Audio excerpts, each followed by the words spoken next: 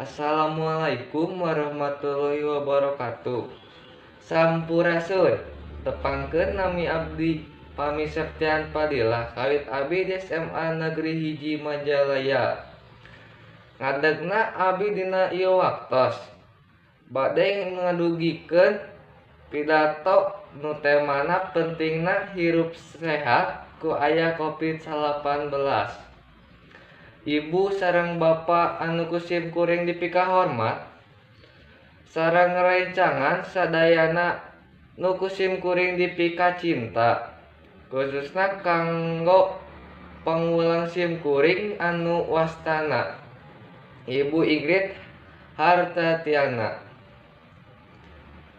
langkung ti payun.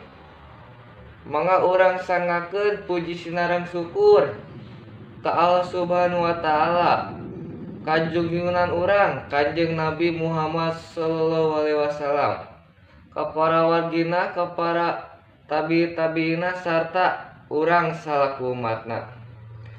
Palawargi anu kusim kuring dipika hormat, dina ieu waktos sim kuring bade ngadugikeun kumaha pentingna hirup sehat kanggo sadayana, khususna ku kaayaan ayeuna anu aya Covid-19 atau virus corona.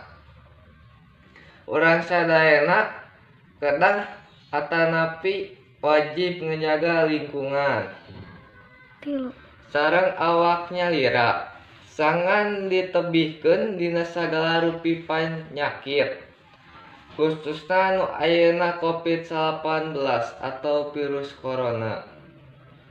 Kumargi kitu, urang kedah ngalaksanakeun hirup sehat saridinten ku cara anu sehat anu kahiji nyaeta ku cara mineng kukumbah leungeun supaya bersih jeung steril. Nu kadua, ngajaga jarak antarana sarta ngajaga imun urang.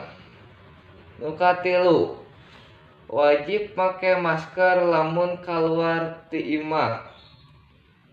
Nu kaopat, ku cara minang bebersih awak. Nu kalima, saacan kukumbah ulawakan nyekal mata, irung, baham atau damis jeung sajabana. Para hadirin sadayana, rupina sakitu bae anu kusim kuring dipika hatur. Kirang langkungna mung dihampunten bilih aya kalepatan.